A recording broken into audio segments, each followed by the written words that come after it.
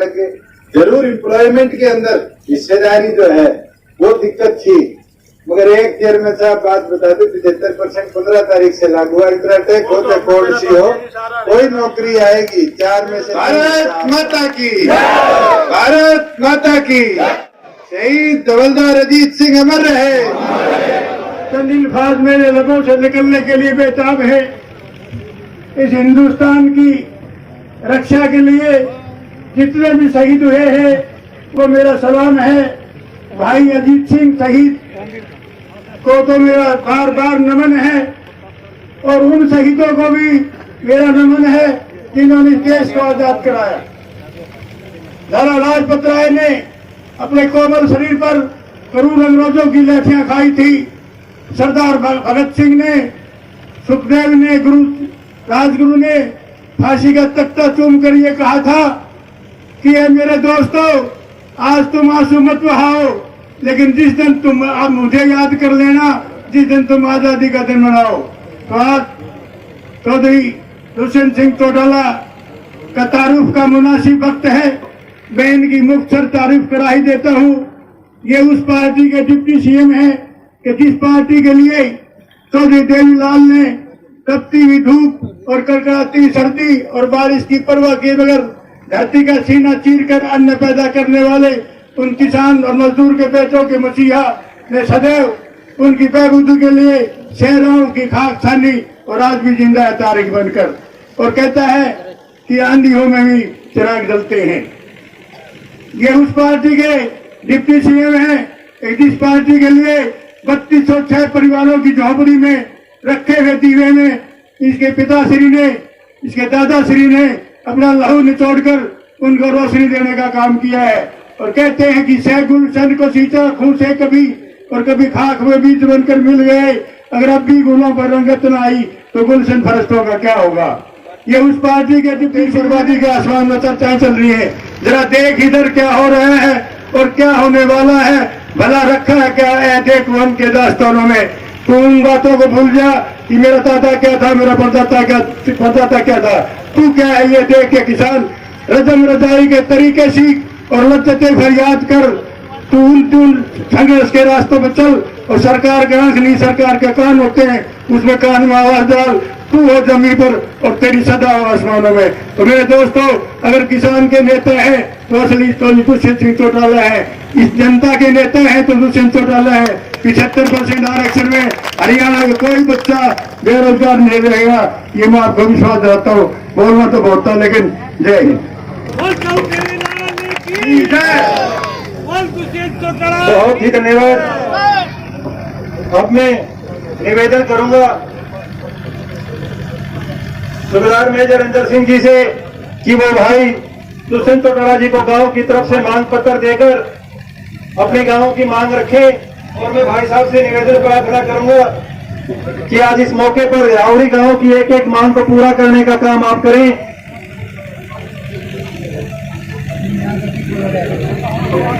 अब मैं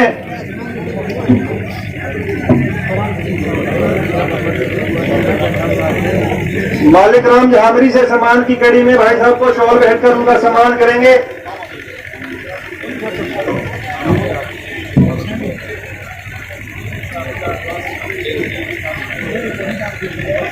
अब मैं हमारी पार्टी के जिला के अध्यक्ष भाई राकेश जाखड़ जी से निवेदन करूंगा कि वो आए और अपना संबोधन दें।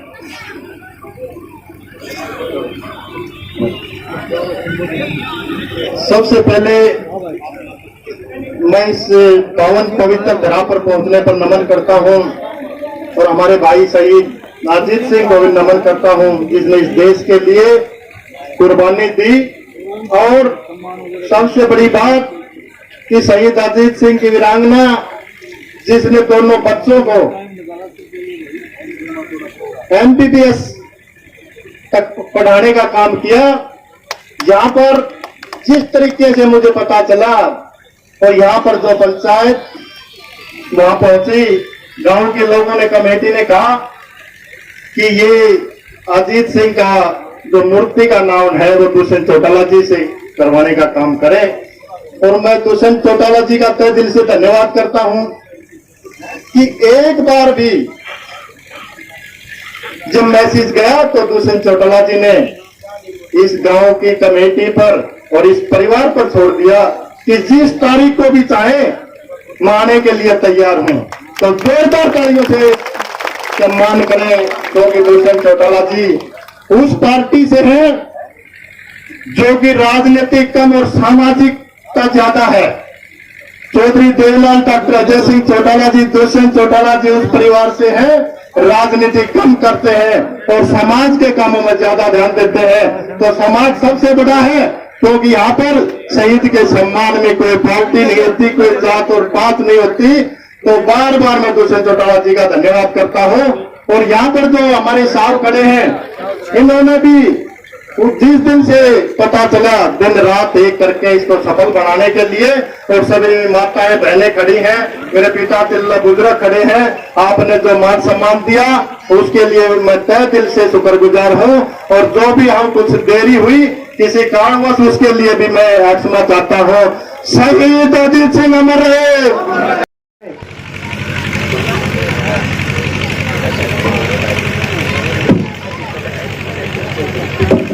शहीदों की चिताओं पर लगेंगे हर बरस मेले, वतन पे मिटने वालों का यही बाकी निशा होगा।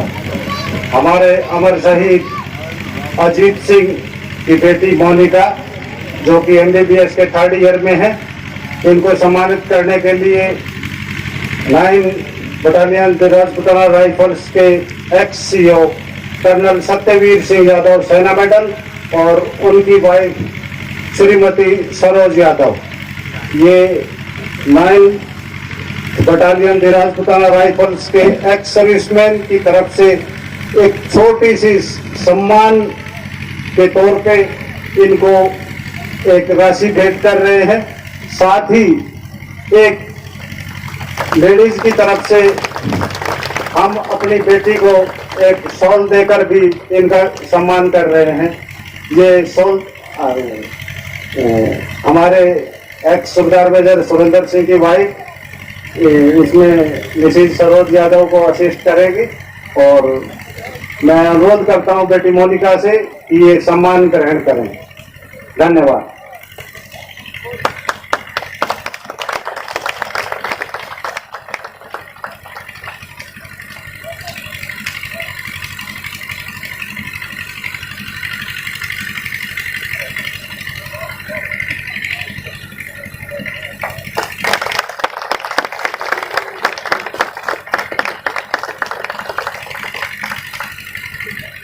वेदपाल चेयरमैन जी से निवेदन करूंगा कि वो आए और अपना संबोधन दें।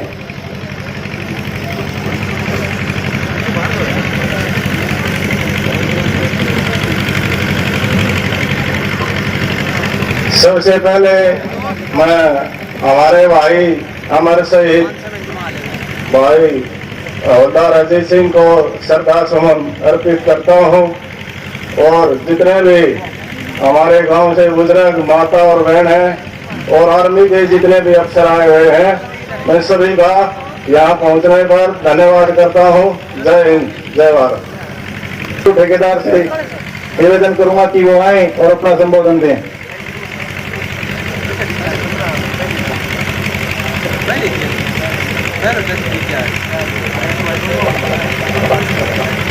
सभी को मेरी हाथ जोड़कर राम राम। सभी भाइयों को, माता बहनों को, सबको हाथ जोड़कर राम राम। इसमें कोई भाषण नहीं, अंतिम रकम अर्पित करने आए हैं। इनके चरणों में से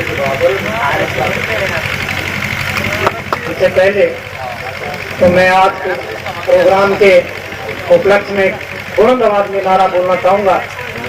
मैं विनती करता हूं आप सभी से एक जोर की आवाज में नारा लगाए, जिनके सम्मान में आज आप और हम सब यहाँ पहुंचे हैं। शहीद अजीत हवलदार सिंह अमर है। शहीद अजीत हवलदार सिंह अमर है।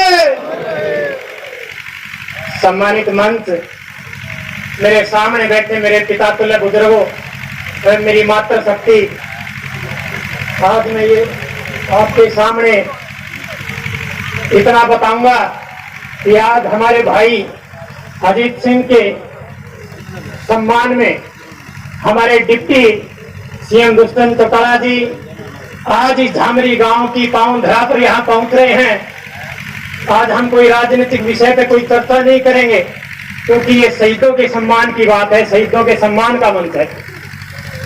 पिता तुल्य बुजुर्गों, मैंने तो इतना सुना है कि इस हरियाणा प्रदेश की, इस भारतवर्ष की आर्मी में एक अहम स्थान रखा गया है।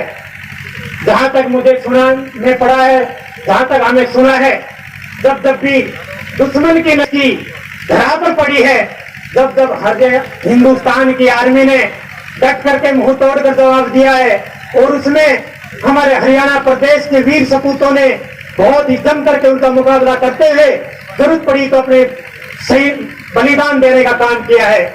मैं तो इतना ही कहूंगा कि हम हर माता पिता अपने होनहार बच्चे पर उनके सम्मान में हमेशा आगे बढ़कर कर अपना उनका सम्मान करें। आप सबने मेरी आवाज सुनी। आप प्रधान हिंदू ठेकेदार मैडम सरोज यादव जी, जो बीजेपी की प्रदेश की महिला सेल की उपाध्यक्ष है, और हमारे पूर्व प्रत्याशी वसीम सिंह जी, साधुराम गामली जी, चेयरमैन साहब और गुरु सिंह बेरी जी, हमारी पार्टी के महासचिव भाई नरेश दूर जी, और तो बुढ़ा बच्चा सत्या क्या माफ करना, और जग जग के कोने कोने से आए समेत फौजी भाइयों, आज हम सब अपने फौजी भाई अजीत सिंह के शहीद के बारे में कहते हुए हम उनके सामने अपने श्रद्धा सुमन अर्पित करते हैं और भगवान से प्रार्थना करते हैं उस परिवार को इसकी सहन शक्ति दे और उसकी तरक्की करे। साथियों, ये कल साहब कहते हैं, मेरी 2-4-5-3 बातें हैं। मैं कहना तो डिप्टी साहब के सामने चाहूंगा, लेकिन ऊपर से आदेश हो गया, टाइम थोड़ा है, भाई दर्मी बोल ले, बाद में कल साहब वगैरह बोलेंगे। तो कल साहब आप बैठे हैं, जैसे जिस प्रकार विधानसभा, लोकसभा, सरपंची में है, ब्लॉक समिति में, जिला परिषद में है, और भी किसी टाइप की सोसाइटी होती है या सीएम इंडो में है, इसमें हमारा फौजी भाई होना चाहिए। जब तक है फौजी भाई नहीं होगा, वो काम ईमानदारी से पूरा नहीं होगा। अगर सीएम विंडो में हल्के में 10 आदमी है जगह में, तो 2 फौजी हमारे होना बहुत जरूरी है, क्योंकि आपस में गोल गोल कर लेंगे और आगे नेता से खिलाड़ी से बीच में फौजी भाई होगा, सरपंच के साथ होगा, मेंबर होगा, तो गांव में गड़बड़ नहीं हो देगा, जिला परिषद में होगा तो गड़बड़ नहीं हो देगा, ब्लॉक समिति में होगा तो गड़बड़ नहीं हो देगा। इसी प्रकार आपकी जो है सीएम विंडो में है, इसमें हमारा फौजी भाई होना चाहिए। इसके अलावा साथियों, जो हमारे शहीद होते हैं, और जब जब हमारी सरकार आती है देश और प्रदेश में, हम नया काम करते हैं, या तो बुढ़ापा पेंशन देंगे हम, या शहीदों को पेट्रोल पंप एजेंसी 10-10 लाख उसके माँ बाप के खाते में देंगे। हम जो करते हैं वो नया ही करते हैं। तो साथियों, ये जो शहीद हुआ है, इसके बारे में, अभी भाई के बारे में, जीत के बारे में मेरे को नहीं पता सरकार ने क्या दिया है। कल साहब बैठे हैं, मैं रिक्वेस्ट करूंगा डिप्टी साहब से बात करके, पेट्रोल पंप या एजेंसी या कोई भी ट्रांसपोर्ट 2-4 बसा परमिट जो ठीक ठाक जो खाली रोड़ा भाई भाई जो ठीक हो, इसकी आर्थिक स्थिति मजबूत हो, वो देगा काम करे। इसके साथ साथ पता लगा बिटिया, वो अपने शहीद की जो बिटिया है अजीत सिंह की, MBBS करी है, ये मेरे को नहीं पता, वो प्राइवेट से MBBS करी है और सरकारी कोटे से MBBS करी है, लेकिन उसका जो भी खर्चा है उसका हरियाणा सरकार उठाए। वो बिटिया का 2 डॉक्टर बनने तक उसका खर्चा सरकार उठाए। शहीद के बेटा है जो उसका पूरा खर्चा डिग्री तक जो बड़े सरकार उठाए। ये मेरी प्रार्थना है फौजियों के बारे में, ये हमारा मान सम्मान है। और 7-35 बिरादरी में किसी भाई ने भारी बात का बिरादरी नहीं होगा। एक बार जो मैंने बात कही है, 2 हाथ उठा करके फौजिया के प्रति आदर सम्मान करे, बात उठा गए। तो साहब, आपने देख लिया, आपसे रिक्वेस्ट है, तुम्हारी बात डिप्टी साहब के साथ जानी चाहिए, और आपका जो है ना, हम संगठन सबसे ज्यादा मजबूती से हमारा संगठन है और हमेशा पार्टी के हर काम में आगे रहता है। और को जाने को गलत बात कर दियो। धन्यवाद। जय हिंद। राजेंद्र लेतानी जी उनके साथ में यहाँ पहुंचे हैं, मैं उनका यहाँ पहुंचने पर धन्यवाद करता हूँ।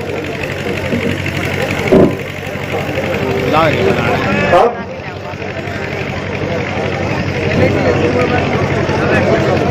का नाम रोशन किया है, दोनों मेडिकल कर रहे हैं, बहुत अच्छी बात है। मैं अपनी श्रद्धा सुमन भेंट करते हुए आप सबका धन्यवाद देता हूं कि आपने इस पावन मौके को इतना शुभ बनाया है, और इस इलाके की जनता को मैं अपना आभार प्रकट करता हूं 9 राजपूताना राइफल्स की तरफ से कि हमारे जवानों को आपने इतना सम्मान दिया।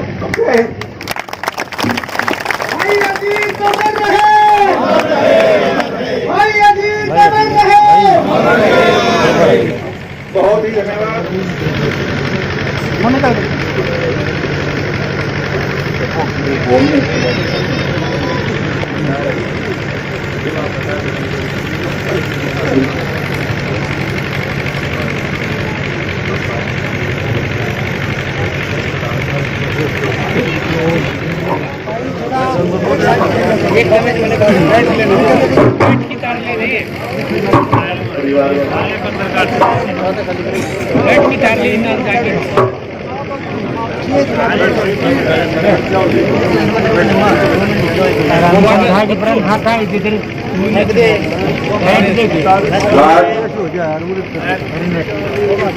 हमारे वीर सपूत शहीद मुर्दार अजीत की याद में जो आज परिवार, गांव और हमारे इस इलाके द्वारा ये फंक्शन किया, मैं तो आप सबका आभार प्रकट करता हूँ कि आपने हमारे इस वीर सपूत को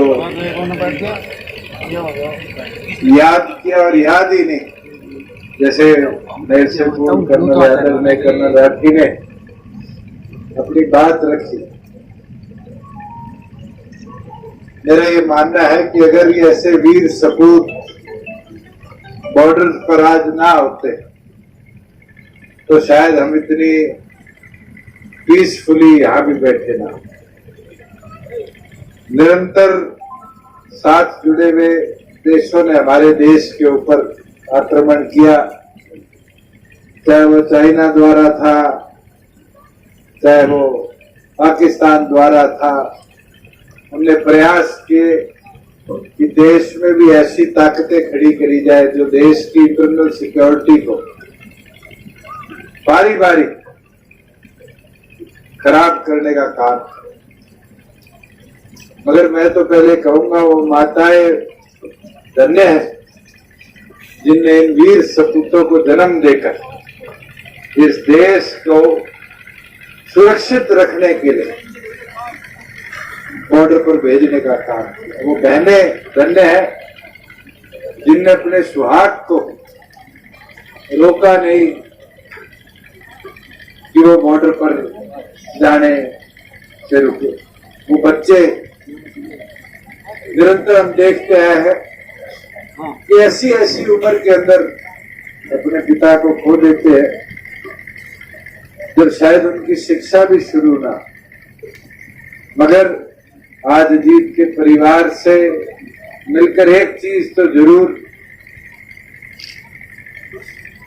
समझ आई कि किसी चीज के अंदर रुकाव नहीं होती। और जिस तरीके से सावित्री देवी जी ने अपने दोनों बच्चों को, मोनिका और विवेक को पढ़ाया, और पढ़ाया ही नहीं, मेरे को तो पता चला आते हुए कि इसको, विवेक को तो अग्रवा मेडिकल कॉलेज में नीट क्लियर कर मौका मिला, और लेडी हार्डिंग में मोनिका को मिला। ये अपने आप में एक विजन है जो मुझे लगता है आज अजीत होते तो वो भी इस चीज को देखकर उत्साहित होते कि उनके बाद भी उनकी धर्मपत्नी ने, जो उनका सपना था कि बच्चे पढ़े लिखे, जिनके लिए वो फौज में गए, घर मजबूत हो, उसको पूरा करने का काम किया। मैं तो तमाम ग्रामवासियों का आभारी हूं कि आपने मिलकर अपने इस वीर बेटे को याद करने का काम किया।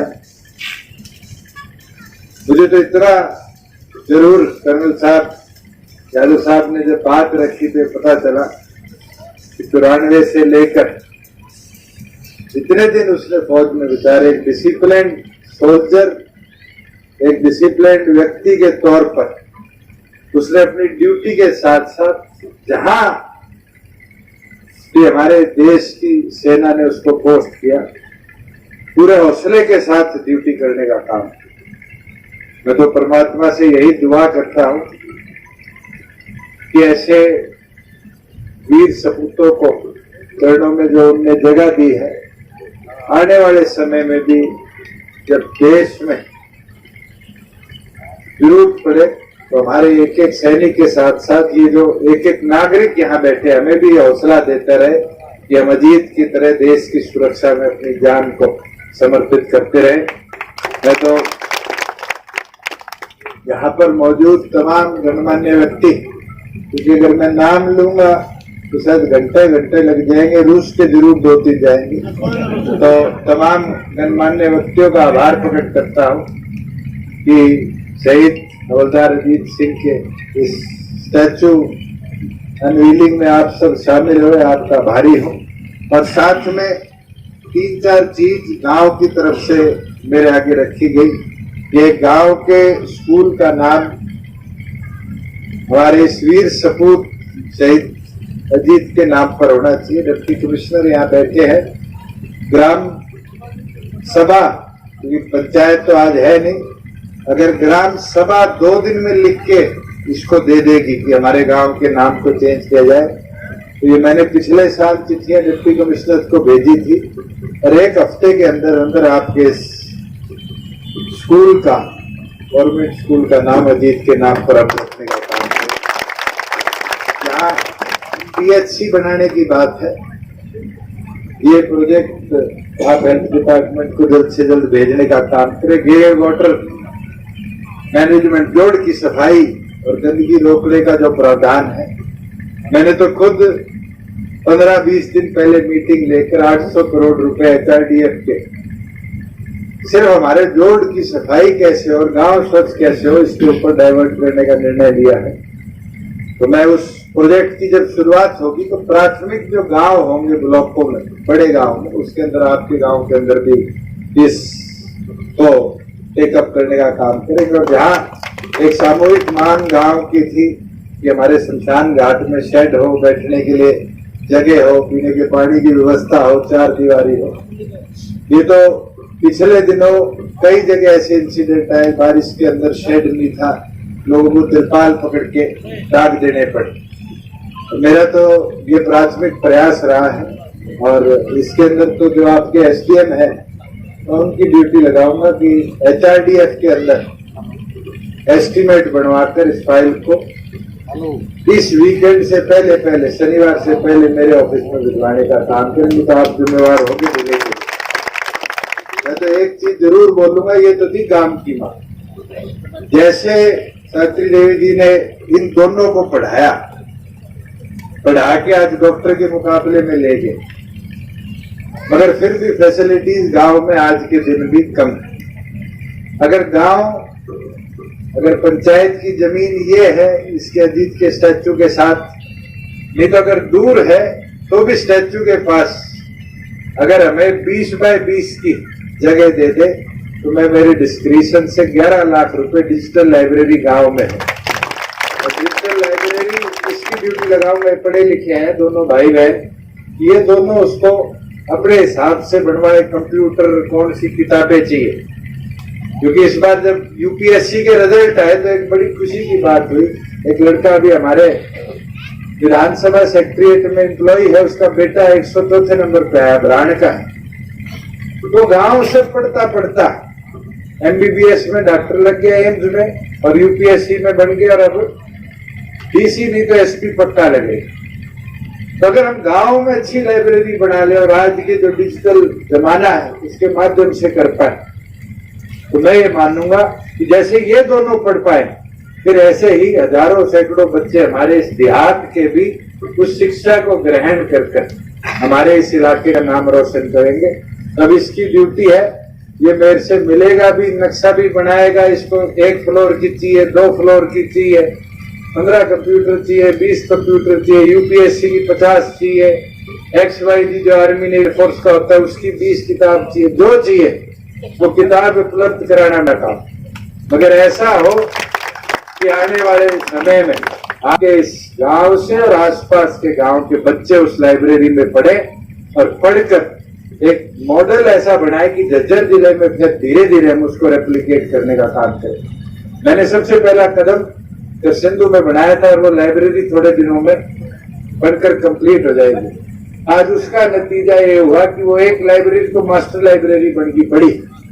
धीरे धीरे आसपास के 20 गांव के बच्चों ने 5-5 लाख रुपए मेरे से लेकर कंप्यूटर किताबें खरीद ली।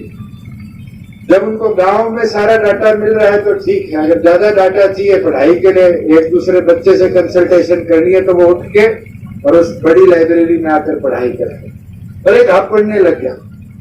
आज अगर हम ऐसे 20-20 गांव का एक क्लस्टर बना दे और पढ़ाई के अंदर एक एडिशनल स्कूल से ऊपर एजुकेशन व्यवस्था दे दे तो वो दिन दूर नहीं होगा कि यूपीएससी में आज आपके प्रदेश के मेरे ख्याल से 26-26 बच्चे क्वालिफाई हुए। पिछली बार 22 थे, उससे पिछली बार 20 थे, उससे पिछली बार 17 थे, 29 हुए। चेयरमैन साहब को सारा डाटा दुरुस्त होता है, मैं तो फिर भी नंबर ऊपर नीचे हो जाता है। तो एक चीज तो है कि धीरे धीरे हरियाणा अपनी काबिलियत दिखा रहा है, मगर हमें और करने की जरूरत है। आज कर्नल राठी कह रहे थे फौज में 15 लाख फौजी आज बॉर्डर पे खड़े, 15 लाख के अंदर 1.5 लाख तो थारे छोरे छोरी होंगे।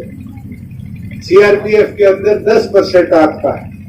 और तो और नेवी तो समुद्र का खेल है सारा। लोग कहते हैं नेवी में तो अपने नहीं होंगे। हैरानी है जब मैंने डाटा उठा कर देखा तो आर्मी में हम 10% है, एयरफोर्स में 12% है, नेवी में हम 17%।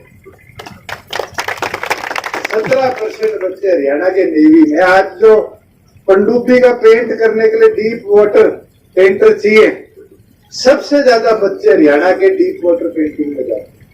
और तो और नेवी के साथ साथ अब मर्चेंट नेवी में भी धीरे धीरे अपना कब्जा होने लग गया, क्योंकि आज पानी के अंदर डुबकी मारनी है, तैराकी करनी है, उसके अंदर अपने बच्चे हौसला दिखा रहे। खेल में अपना कोई मुकाबला है, 6 मेडल आए ओलंपिक में, 3 किसके? अपने बच्चों। मैंने तो अब कल मीटिंग ली थी, सारे सीईओ जिला परिषद की ड्यूटी लगाई, मैं एक स्टेडियम पकड़ ले और मनरेगा के माध्यम से उस स्टेडियम को मॉडल स्टेडियम बनाकर दो। स्पोर्ट्स इक्विपमेंट भिजवाना हमारा काम। जब तुम स्टेडियम का रखरखाव नहीं कर पाओगे तो बच्चे खेलने कौन आएगा? अभी जब मैं आपके यहाँ झाड़ली उतरा उससे पीछे मैंने देखा कई गांव में स्टेडियम पड़े मगर घास खड़ी है, क्योंकि ग्राउंड कीपर नहीं। और अगर मनरेगा से उनकी सफाई निरंतर सरपंच करवाते रहे तो स्टेडियम ग्राउंड नहीं बन जाएंगे। तो मैं आप सबसे यही आग्रह करूंगा, जैसे मेरे को कैप्टन साहब ने पगड़ी पहनाई, तो हमारे ये बुजुर्ग हमारे लिए हौसला है जिन्हें 36 साल देश की सेवा के अंदर नौकरी करनी है। तो इनसे हौसला लो, इनने इतने साल जो करके दिखाया, आज धीरे धीरे आप उसको आगे ले जाने का काम कर रहे हो। इसके साथ साथ मैं शहीद हवलदार अजीत को नमन करते हुए आप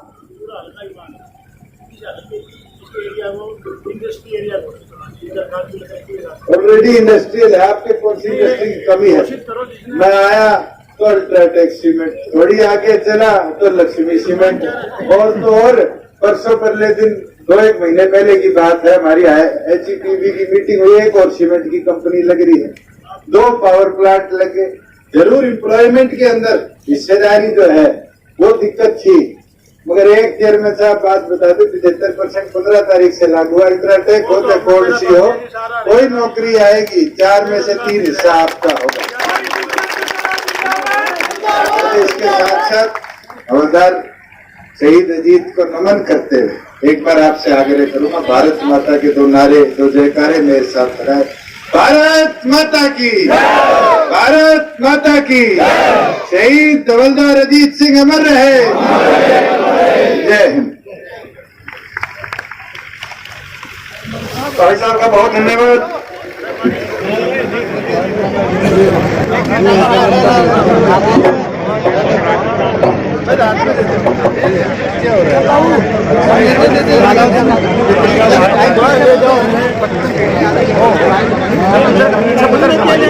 व्यवस्था बनाए, धक्का मुक्की ना करें, सभी की तरफ से भाई साहब लेकर जाएंगे, सभी के काम होंगे।